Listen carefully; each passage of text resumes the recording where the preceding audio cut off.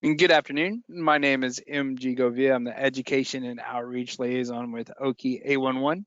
I'm joined by Tyler Dunlap. He's our GIS Application Administrator, and he's going to be the one who's going to be presenting the bulk of today's presentation over the utilization of Google Earth. Before we dive into it, I do want to remind or let you know about the interface that we use for GoToWebinar if you have not used it before. There is a orange arrow on the top left corner of the interface. That's your open and collapse button. So if your interface just disappears on you, that arrow will bring it back. There's also an option for you to ask us questions at any time. I will be behind the scenes to facilitate those questions, try to get those answered as we go. Anything that I'm not able to answer, or if it's a question that I feel that the entire group should hear, we'll answer those questions at the end when both of us can collaborate on that answer.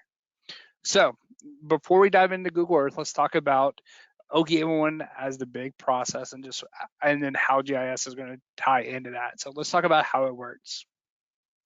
First of all, a excavator is going to contact OKI11. They can do so by using the calling us, going online, or using a mobile app. They're to give no more than 10 days nor less than 48 hours, excluding the date of notification, Saturdays, Sundays, and legal holidays.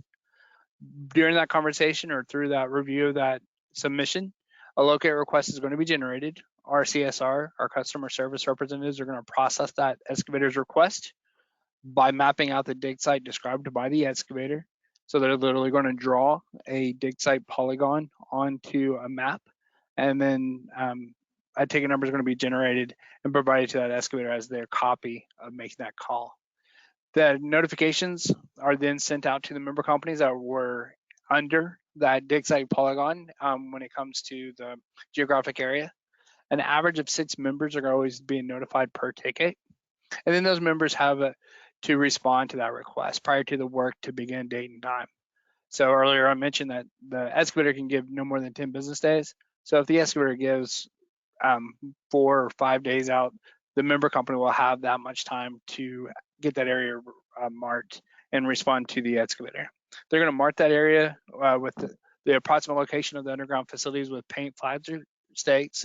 They're going to use the APWA color code, and then they're going to communicate with the excavator by using phone or email, let them know the status of the locate or if there is any problems accessing the area, or they'll request an on-site meeting if they need to. And then the excavator's responsibility is to confirm what that utility shows before doing any digging. They'll do test holes, they'll do potholes in the area, see if they can discover where those underground facilities are so they can maintain tolerance zone and stay safe around those facilities. So a couple things to keep in mind. Private lines are not marked through the OKI11 process. Typically when a rule of thumb is if a private contractor installed that additional service, it probably is not being maintained by the utility company, such as additional electric going out to an outbuilding or a shed. Obvious ones are like sprinklers or propane lines, things that aren't owned or maintained by a facility. And then OKI11, our company is a notification center. We're the middleman between the excavators making the request for planned excavation and the member companies who need to mark their underground facilities. So OKI11 is not the company that's doing the locating. So now that we kind of talked about how it works as the big picture, I'm going to turn it over to Tyler. He's going to first describe what the mapping is used and how locate requests are created and go from there. All right, thanks MG. And as MG said, my name's Tyler, and I'm going to be doing the second part of this webinar. And I just have a few slides to go over with you. And then the majority of this is actually going to be a live demo with me using Google Earth to kind of show this stuff in action. So MG gave a description of how it's working and what's going on behind the scenes. So to kind of help illustrate that, I have an example of a dig site overlapping service areas. So this is what's going on behind the scenes in our database, in our system, every time an excavator contacts us, and how that dig site that they describe interacts with your service areas. So here we have just a area in Oklahoma City. And then a company owns a pipeline that runs through here, as you see that blue line that just appeared. And so what we do at OKI11, any kind of spatial data that we receive, so this is going to be your points and lines, we also apply a 500-foot buffer to that. So 500 foot on each side, 1,000 feet across. And then another company here, they have a well. That 500-foot buffer is also applied to that. And then lastly, we have another company here that has, service areas scattered throughout this green area, but they are registered by grids instead of spatial data. So somebody contacts us, they describe a work area, our contact center representatives draw the dig site polygon, and then after they do that and they hit save, there's an additional 300-foot buffer that is applied to that dig site polygon just to account for any kind of margin of error. People may get a quarter of a mile mixed up with an eighth of a mile, or take away 800 feet from their description. So this helps account for any kind of like the telephone game, how the more times you tell somebody something down the line, something could be misinterpreted. So we have this situation here. In this situation, every member, so those three different assets, would receive a notification. As you can see, like in the well, even the buffer for the well and the buffer for the dig site just overlap a little bit, but that's enough to generate a notification. So next here, if you're here, you're probably interested in learning a little bit how to get more relevant tickets. So more than likely, you may be registered by quarter section. So here we have a pipeline, run just an example. And so in this situation, you would need to have all 7 of those quarter sections registered, because that pipeline is either very close to them, in the middle, and just intersects them. Where did my mouse go? Okay. So if you were to have spatial data and buffer that line, this would be the difference you would see. So as you can see here, that's already an extremely amount less of service areas that you have to have registered. So as you can guess, it would probably cut down on your notices. So over the course of amount of time here, we get a whole bunch of tickets called in. So all these tickets right here are all drawn, and they generate a request for the grid registration. But if you were to have your line buffered, you would only receive a notification on the areas that are now outlined in red, which equates to 15 requests for the buffered line versus 32 requests for the grids. So in this situation, this would have cut your requests that you have to respond to down by over half, which, as you can guess, that saves you money there and increases your ticket relevancy to where you're also not having to go and take care of tickets that may be a quarter mile or half a mile away from where your assets actually are. All right, so to get into a little bit of Google Earth here, just a little front end overview. If by chance you have been through this webinar with us before or seen this presentation over Google Earth before, there has been a little bit to change. So previously, you had to use the desktop version of Google Earth to be able to create features in it. That they've recently released what they call projects, and that's where you can actually go in and create these lines and points and polygons online.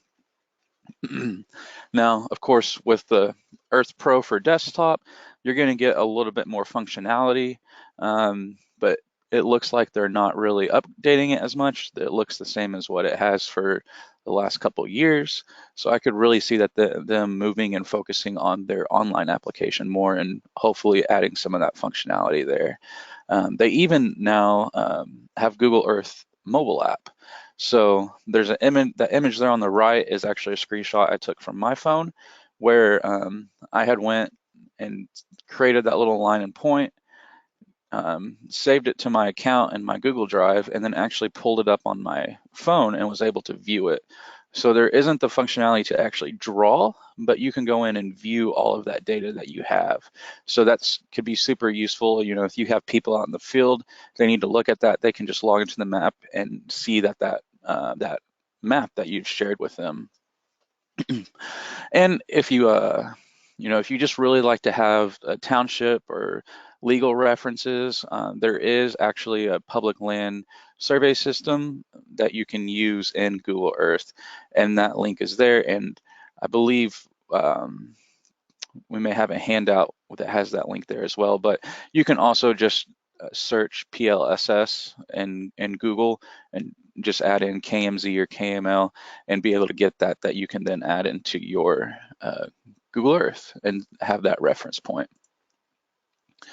So what we will cover, we're going to look at the Google Earth interface and controls. We're going to look at how to save and export and then send to OKI11 GIS. We're going to go over some drawing basics like adding your points, lines, and polygons. We're going to look at how you can use the measure tool to your advantage. Then we're going to look at mapping your facilities, so using the search bar for addresses and also latitude and longitude, and then managing your facility mapping as well. Because one of the best things about doing this is after you do it, put in the front end work and get your map there, you're going to have a digital map that you can then just make minor changes as minor changes happen and not have to recreate the wheel every single time. So you can go in and edit those, delete them, and change symbology of the different features. And then time permitting, we should be able to look at tracing existing maps. So we can look at essentially rubber sheeting. So if you have like a paper version or image of a facility, you can actually scan that in, bring it in, and rubber sheet it on the actual Google Earth. And then we're going to run through just a scenario that we made up just to kind of maybe tie some ends together to make how this can be applicable to you. And then since this is a live demo, if you have any questions or want an example of how to do something, please ask. And we can address those at the end of the webinar as time permits. But if we are short on time and you do have some questions, we are more than happy to help you in our GIS department. So you can contact us and we'll be happy to walk you through anything. So we're going to look at the interface for the desktop first. So on the desktop version, you would have, this would be like your top toolbar here, and you would have your place point tool, your draw polygon tool, and a draw line tool, as well as the search bar. And then on the left, you're going to have your places. And this is where, anything that you create or any projects that you have would all be here. Essentially, it's your folder with all the files below it. And then below that, you would actually have your different layers that you have options to toggle on and off.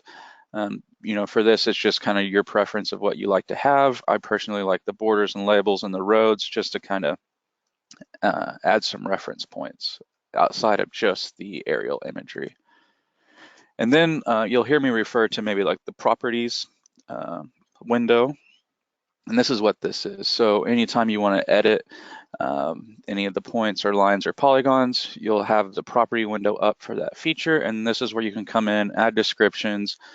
For points, you can specify the latitude and longitude, create names for it, and also change the style.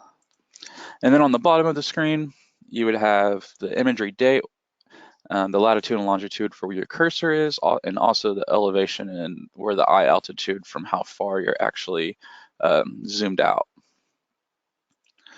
And then some desktop controls. So on the desktop version, when you have the point, line, or polygon property window open, you have to move the map around by using the like the arrows with the hand.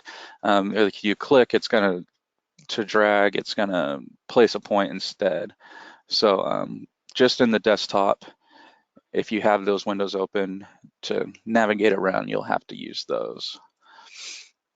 So the interface for the online version, which is very new, it's very new to me as well, and I'm sure it's just going to continue to grow and get more advanced, as I'm sure we all realize technology is ever changing and changing quickly.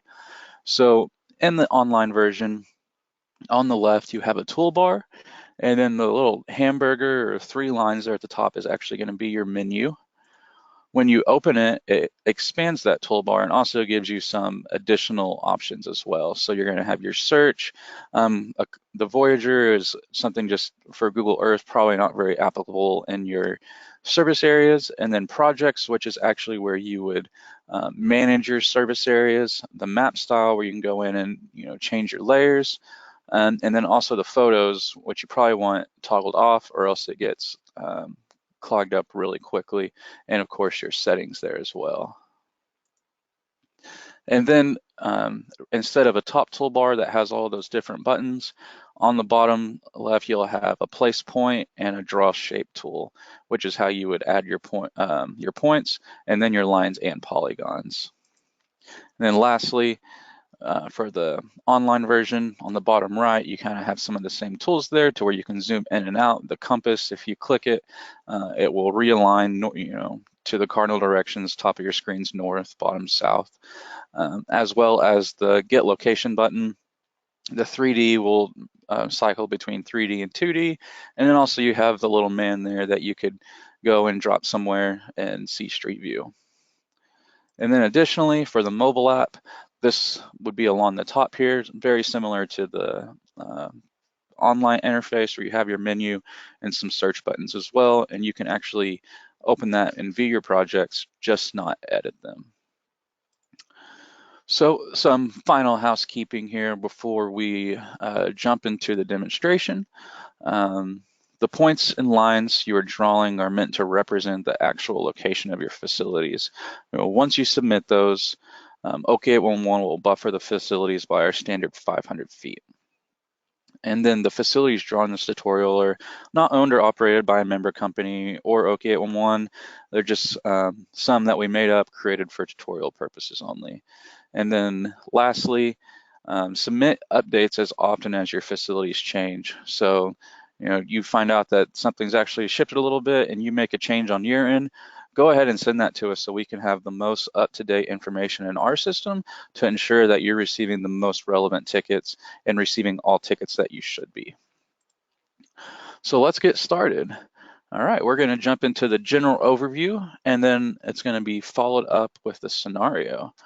So I'm going to go ahead here, and so I have my web browser open, and I just went to google.com/Google Earth, and this is what you would get when you go here. So we're actually going to come up here and launch Earth, and then it's going to load you in here. It needs to process all of its things. So I'm just going to zoom out a little bit to kind of show the state of Oklahoma here. It does a pretty well job tracking and bringing you into essentially where you left off. So the first thing I want to do is I want to get some settings fixed up, because the settings that are default are maybe not really exactly what I want. So I'm going to go to my menu and come down here to my settings. So you just have different animations and things that you can edit here. I'm actually going to change this to no animation so it doesn't spin around whenever it gets somewhere. I'm going to change the units of measure to feet and miles. I'm going to change the latitude and longitude to decimal degrees. And then lastly, I'm going to turn on this KML file import here. So that will make managing my service areas much easier.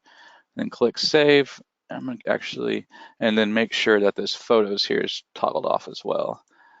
I'm going to come into the map style. I see that I got pretty much checked what I want. I'm also going to turn on these grid lines. They're just going to help me out a little bit. So that's your latitude and longitude lines. All right. So I'm going to get started here. I'm going to look at my projects. So I'm going to actually start a new project here. And then as you can see, you have different options. So the first thing I want to do is create a KML file, but for the future, after you've already done this, you can just import the KML file from your computer or your Google Drive. All right, so I have a new project now. I'm going to actually come in and change the name of this to, this is going to be my OKC system. All right. And then I know essentially where my service areas are. I'm actually going to search them by Latin long, and I just have some Latin longs here saved. So I'm going to go to here on the map. All right. And so it's actually going to zoom in here and show me this point. And so these are all those lines you see, those are the grid lines. Those could just be helped, to kind of, as a tracing piece. But I'm actually going to go ahead and add this point that I just put in to my project. And I'm just going to call this home base. All right, so I have home base on here now. All right, but I know that I have another point too, or sorry, yeah.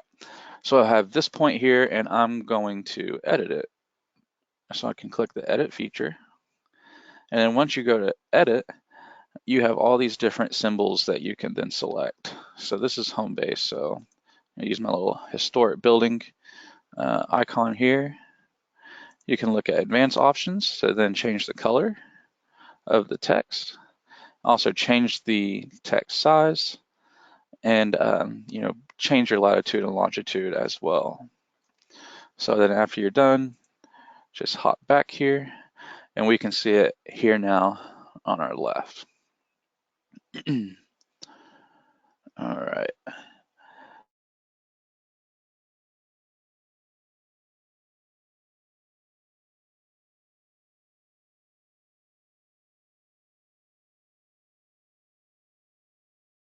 So, and I know that I have a point here and hit add Placemark. And so it gives me the options here to just simply click. I'm just going to call this drop. And I'm going to save it. So now I just added another point in here. Oh, and actually added too many R's. Let's go ahead and fix that. And now I have another point here that I just manually clicked and added on the map. All right. And now I know that I have a line, maybe a fiber line that runs from our home base along our parking lot to Robinson Ave, and then just straight to that drop. So I'm going to come in here, and I'm going to draw a line. So I'm going to draw it from our building here, and then just simply click, and then click, and as you can see, it adds in those points as I click. And I'm going to come up here to the drop. And then after you click, you can press enter, and it saves the line. And I'm just going to call this fiber. And then before you click save, you can actually edit from here, and then you have your place. And then here you can add images. So, maybe at your, you have a facility that you also want to show here. So maybe it's like a wellhead. You can actually add an image of that there as well. And I'm just going to call this main line. And then also change the colors of the line. Yeah. So I'm gonna go ahead and hit the back button there. I have it saved here, and now on the in this property window, I can see all of my different facilities. All right. And then, so also, you can draw a polygon with that same tool. So, for instance, in this area over here, maybe I have things scattered all over the place underground, and it's too difficult to actually draw them on a map, and I just want to encompass this whole area. So you actually click on your draw shape tool again, and then click as you were drawing a line, and essentially you're just going to create a box. And then what you do when you get back to your original point, as you can see, it says close shape.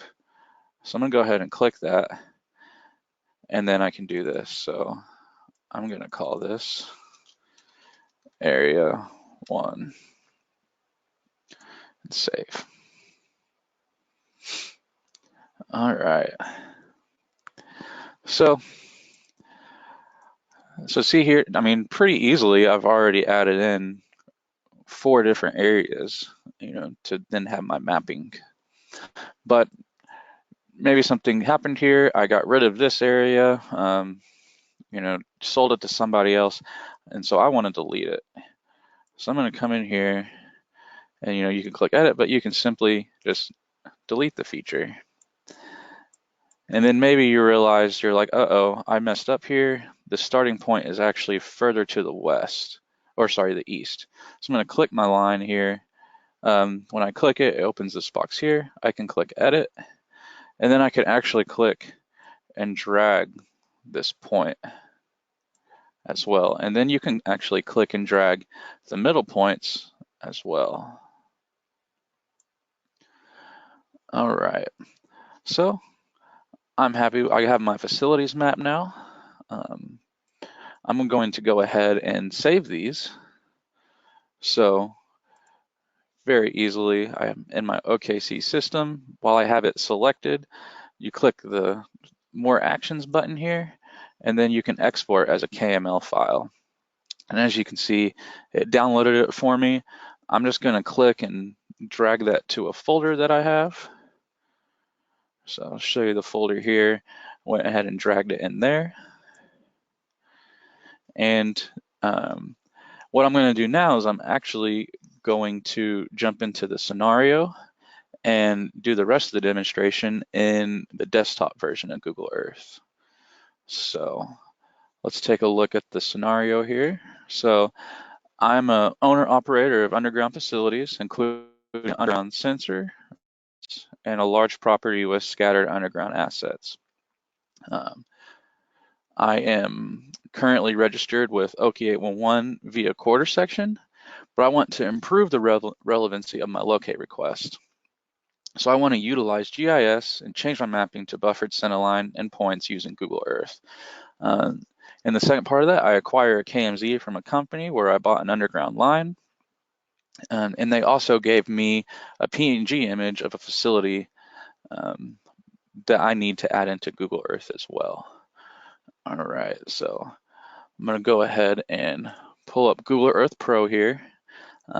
If you've used Earth before, this probably looks pretty familiar.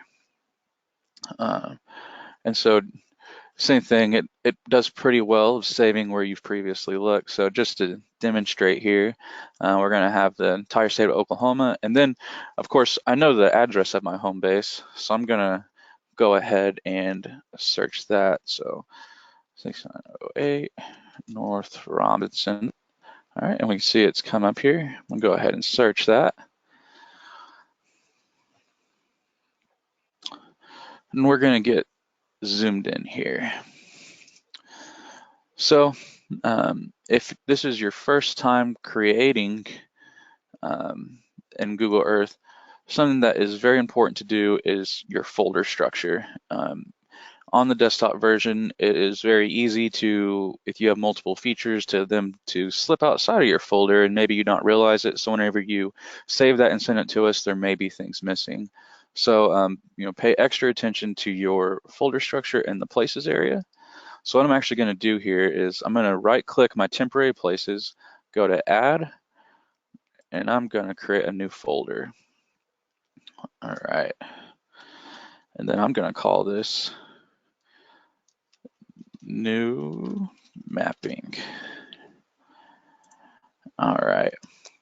So, and like in the scenario, I mentioned that I was registered via quarter section. So I have this quarter section registration mapping here for just demonstration purposes. I'm gonna go ahead and bring this in. Bring it in. Click it. Okay. So it wanted me to do it that way. And go ahead and get this out of the way. So as you can see, quarter section is all this area here, in this green area. And now I'm actually going to bring in my OKC system that I just created as well. So as you can see, I'm going to actually go ahead and turn off this quarter section for now. But this is the area and features that we just drew. And what I want to do though is,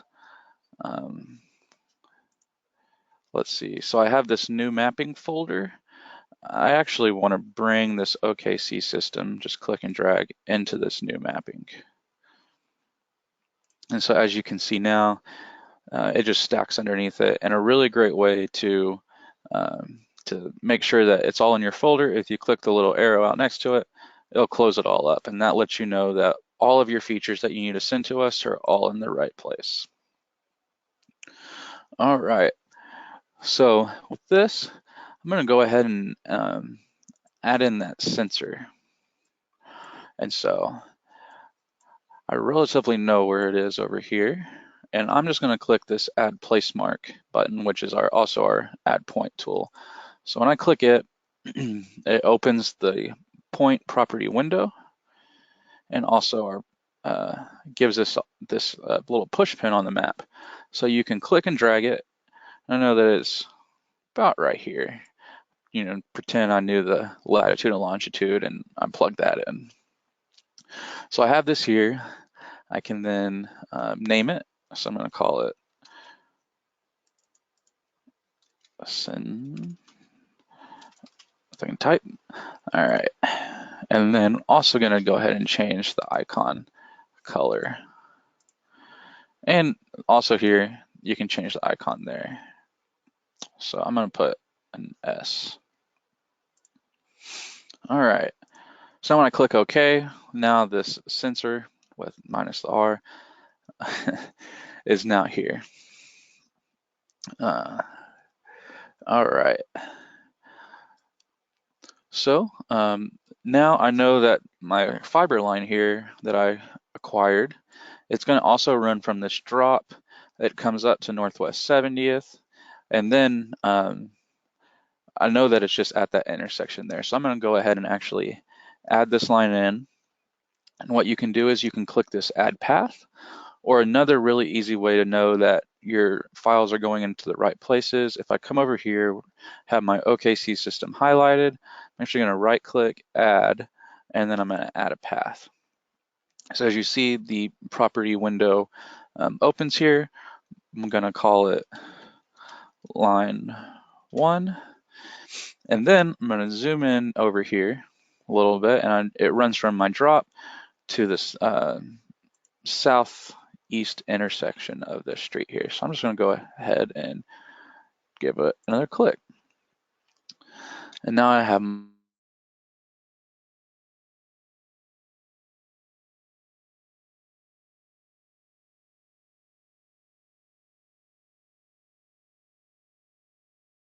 my line here. Click OK. You just kind of trace my line. And you know, these are meant to represent the actual locations of your line, but you know, the beauty of whenever it comes to us is we do apply that buffer, so that helps account for any kind of margin of error there as well. So what I'm going to do is, I know the distance of this, so I'm actually going to come up here, grab my ruler, and I'm going to change it to path. And I'm looking at feet here. I'm going to actually pull this down out of the way, and then when you click, and then click again, actually shows you the amount of feet. And something that's really easy with this is to edit the vertices or the intersection points with your features. When you hover it over, it's going to give you the little pointer finger. If you click and hold, you can then actually edit where that point is. And as you see, it actually updates the length on the fly. So I know that that was 1,000 feet from that intersection there. So that's great. And then I click, and then so I just measured. Now when I click save, it's actually gonna now save this as a line feature. So I can bring this in and do 1,000 foot line. All right. And then I'm also going to go ahead and just connect these with the Add Path tool.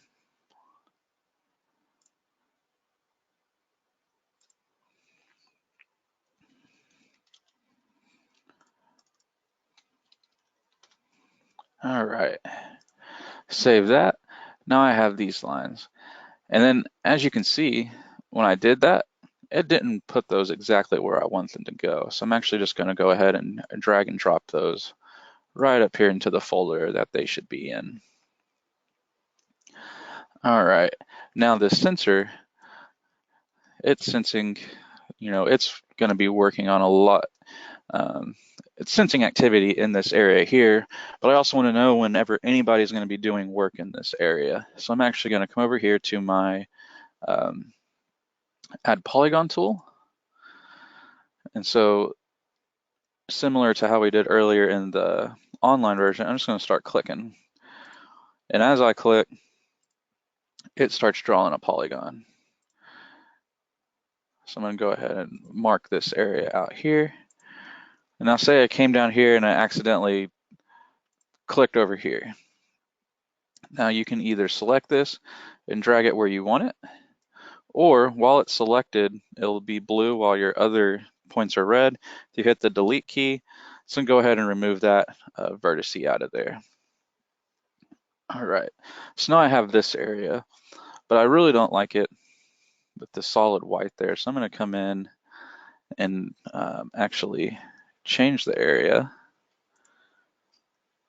to a different color. I'm going to change it to red. And then I'm going to push this down to 50. Then name it test area. Hit OK. Now I have it in here as well. All right. So really good practice with this is now I have this going. I've made quite a few changes. I need to save. So I'm actually just going to save this OKC system because this is what I want to submit. So you save place as, then let me get this brought over here. So when you hit save place as, it's actually going to bring up your folder. I'm going to save it here in this webinar folder as OKC system, and I'm going to call it local since I was working on it on my local computer. All right. Okay, so the next part of that scenario was, so this is our new area we brought in. I have the other areas that I drew, and this is all that area that if I bring in this quarter section that I had to have registered. All this quarter section area I had to have registered for, just this very simple little area here. So, maybe I need a locate request here, but I'm receiving locate requests that are going on in work over, half a mile away or a quarter mile away, sorry. So I go ahead and I acquire some additional lines. So the company, they send me a new line, KMZ, so I'm gonna just show you that I click on that there. And it's this green line that just came in. And it's running from this area here to up here. And super simple, I need to add this to my OKC system. I'm just gonna click and drag it like we have done with our other stuff. So now I have this, this feature in my OKC system. And then I would save it, and then it's all bundled together. All right, now the second part of this was that image overlay. So good practice on this. Be sure you're at least zoomed in relatively close, or in on the area where that image is, because it's just going to throw the picture onto the globe. So if you're at that full all the way back zoom area, it's just going to wrap the globe in that one image, and you're going to be like, what the heck? So this button up here is this add image overlay. I'm going to click it, and as you can see, it gives me this kind of green outline where it's going to want to place the image, and then the image image overlay text box. So I'm going to just call it PNG facility. And then you would browse, go ahead and navigate to where it is. On me, it's on my, I can't remember, a second.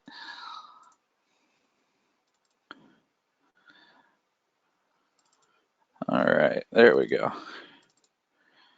All right, so I navigated to my folder where I have it saved, and as you can see, well, it's a JPEG, not a PNG, but same difference. So I'm going to go ahead and open this into here, and then as you can see, it brings it in.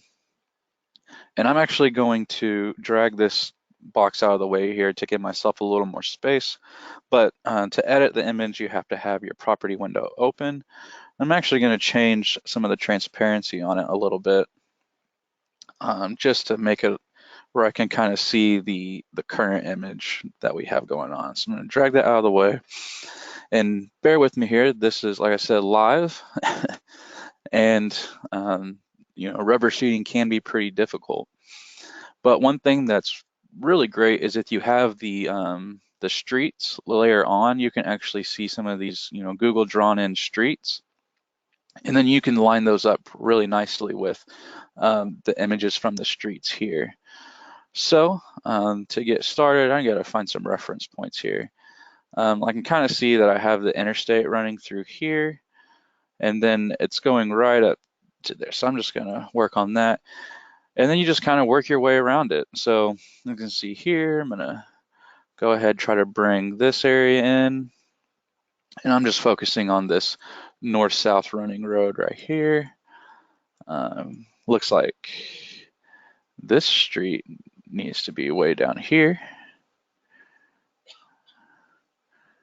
Keep things lined up.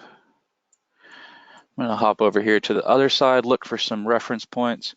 So I have a train track running through here and a train track over in this corner. Try to kind of line it up. All right, then I'm gonna zoom in down here. So as you can see, just by working our way around, it's kind of lining up itself pretty well. So it looks like, oh, if I bring this area over, it'll probably be pretty close. And a little bit more on the top. If I use this, it's not the full change. So that looks lined up. This area here looks pretty well lined up. Then this area here looks pretty well lined up, and the train track. So yeah, and then so I'm happy with my image. After you are, hit OK, and you're actually going to have that image static on your map now, where you can't drag it around. And then as you see, I'm going to turn off this OKC system here.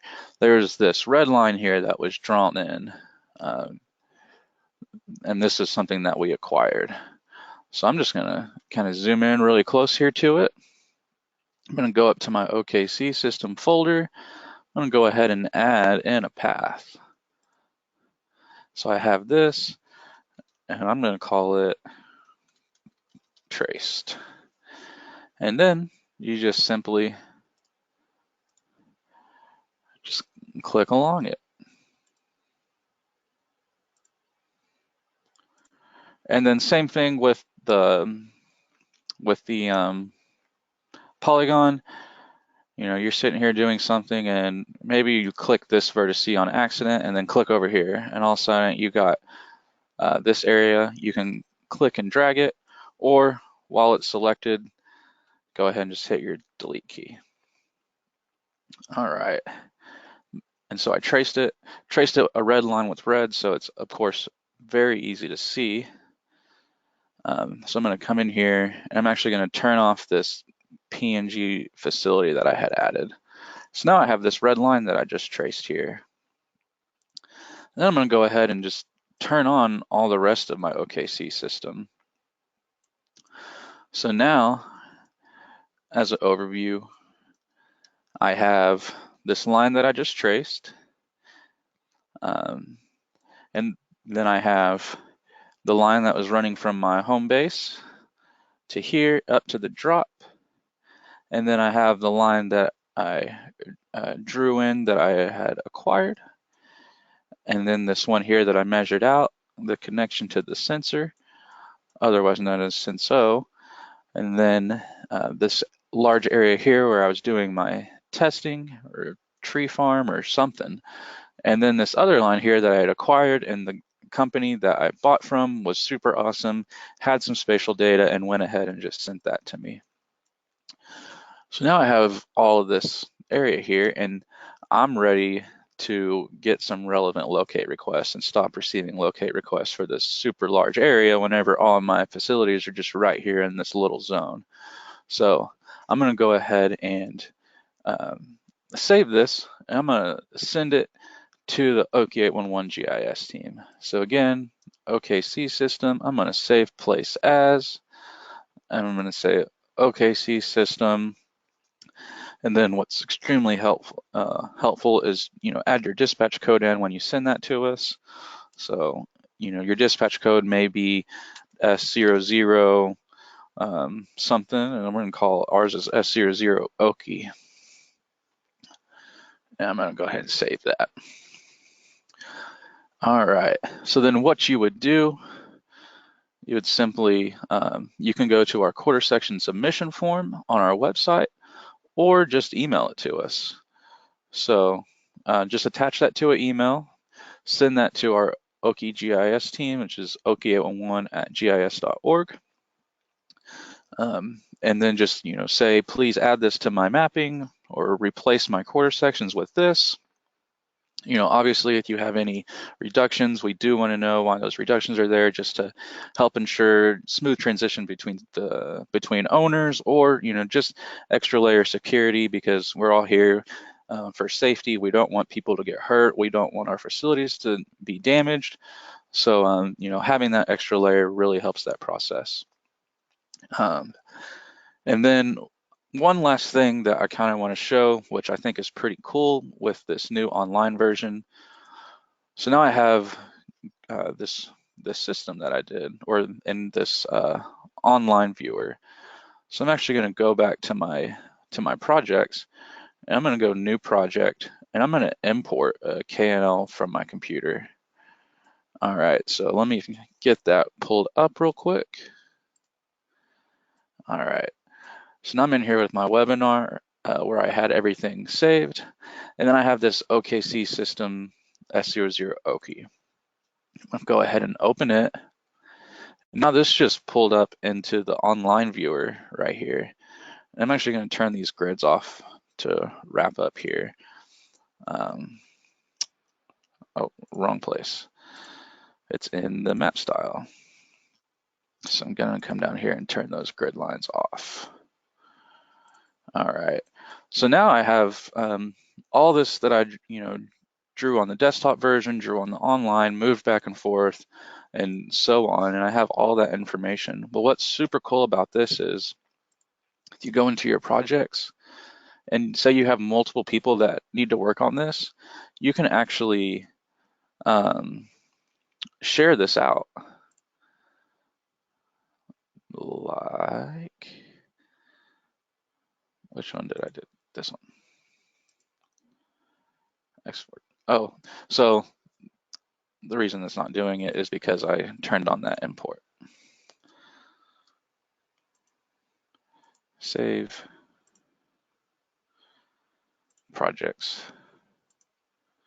Still just export. Well, like I said, this is new to me too, so I apologize that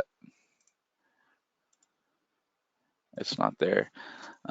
If you have questions, I'll have to look more at that to figure out for sure, as I don't remember. Like I said, this feature is pretty new to me, but if it's saved to your Google Drive,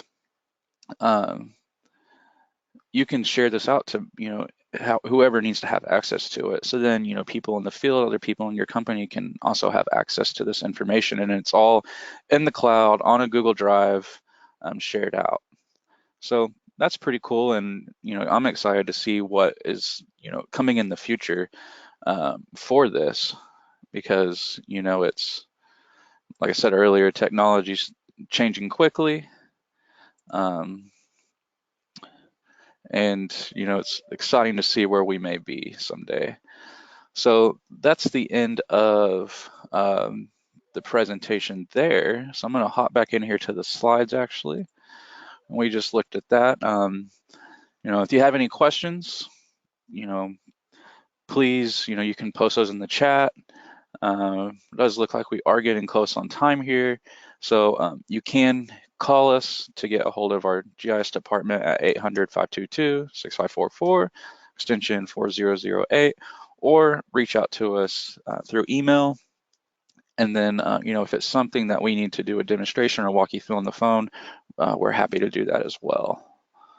So with that, I'm going to go ahead and turn it back over to MG here at the end. He has a couple of education things to go over, and then we'll let everybody get on with their day. So thanks for listening, and I hope you got something out of it that will help you. Hey, Tyler, before you mute your microphone, go ahead and go back to that last slide just so that everybody can see the email address and phone numbers. And while that's up there, there was a couple of questions that was sent in to us that I would like you to try to answer. Yeah, Um, absolutely. yeah, one of the questions was talking about the importing of the image when you're doing your rubber sheeting. Uh-huh. Is it possible to bring in the images in by scale to the mapping that you're on, or Uh, or does it just come over as the picture size and you always manipulate it? yeah, it pretty much just comes in as whatever, like, for instance, um, whenever you click this add image overlay, it's just going to put that image in to wherever this outline is. So unfortunately, there isn't really a scale that you can do. That's just where you got to kind of have an idea of maybe where it is, try to get in there, maybe zoom in further than what you need to, and then you can kind of expand the way out. So unfortunately, no way to come in on a scale, at least that I know of. But Okay. okay. And then and I do like that you can adjust that for lack of a better word, that frame Hmm. to the size you need so that the image at least fits in that first. Right, Um, absolutely. And then you can also drag it around with the middle there. okay, cool. And then is it possible, I don't know this term, I didn't get that far in my GIS training, regarding Word, let me see, let me read that again. Word files, like GeoTIFF files. Do you know much Mhm. about that? So yeah, like GeoTIFF and there's some other, I think like GeoJSON, there are going to be some other GIS type files. It's one of the deals. We do have accepted formats, but with GIS data, those are maybe a little bit more. Um, we don't receive those as much. But if it were something that you did want to send to us in a different format, just reach out to us beforehand. Let us know that you do have like GeoTIFF or GeoJSON files and want to see if you can submit that, and then submit those to us, and we'll make sure that we can open them. We use for our GIS software and processing service areas, we use ArcMap, Esri product, and we also use some open source, so like QGIS and also like PostGIS. So we're able to work with some of that. Um, it doesn't hurt to ask. At the end of the day, we may not be able to work with it, but if we're whatever we can do to help you and help you have the most relevant service areas, we want to do our part as well. Perfect. The buffering that occurs to registered facilities, that'll always happen after the submission to us, correct? There isn't a way to buffer through Google Earth. Right. So there's no way to buffer through Google Earth, but we do accept pre-buffered data. So for instance, I was speaking about some of those other GIS files, maybe shape files. If you have something on your side or a GIS software, if you buffer that before you send it to us, that's fine. We're not going to add an additional buffer to that buffer unless you ask us to. But yeah, unfortunately in Google Earth, you can't buffer it. But one thing we can do, if you want to have the buffer data that you can access and look at as well, after we process it, we can then export it and send you a KML file of your buffered data as well. Awesome. I'm thinking we covered everything. There was quite a few questions that kind of duplicated the same information that we went over, and we are kind of running long on time. So if there's any additional questions, please do not hesitate to email us or give us a call. GIS@OKI11.org is definitely going to be the email address that's going to handle all your mapping questions. I know quite a bit, but I may not be able to get you through that finish line like those gurus will. And then, of course, their GIS department's extension is 4008, correct? Yes, 4008. Okay. If you will just pull up that one slide about the education options, not that Yeah, one, but the next one. the next one. All right. Yeah, because we're short on time, I just want to kind of give an overview. If you came to this webinar and you're feeling like we may not have covered everything you needed to know, let us know. First of all, like I said earlier, you can email me, education@oki11.org, or you can email our GIS team, gis@oki11.org. If you want a dedicated webinar, maybe to your GIS team or to damage prevention team, or if you're on the excavator side and you're just wanting to get something in front of your contractors, let me know. You can email us and we can set up a dedicated webinar over a topic that maybe you need to cover. Those are free. It's just based on time and resources. We invite you to our conference room. We can set up those here as well, or we may travel if attendance is met. Just a reminder that you can get 811 certified by going to OKI811.training. Takes about an hour, hour and a half. Goes through 3 chapters of information, really good information, whether it's pre-site, during the excavation, or what to do in case of damage, and then also pipeline awareness. So plenty of good information there.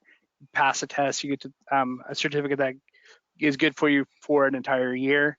And then if you want that group 811 certification, if you want us to lead a class of that, we can do that workshop for you. There is a fee to for those resources to do that, but it's $10 a person with no meal, $25 a person with a meal, and then just the attendance requirements would be all that we look at on travel. So I know I flew through that last part. I just wanted to touch base with you on those things. We do appreciate you joining us today. We know we covered a lot of information. Do not hesitate to let us know if you have any questions or requests. And we look forward to seeing you at our next webinar Wednesday. Thank you so much for helping us dig safe in Oklahoma. Have a great day.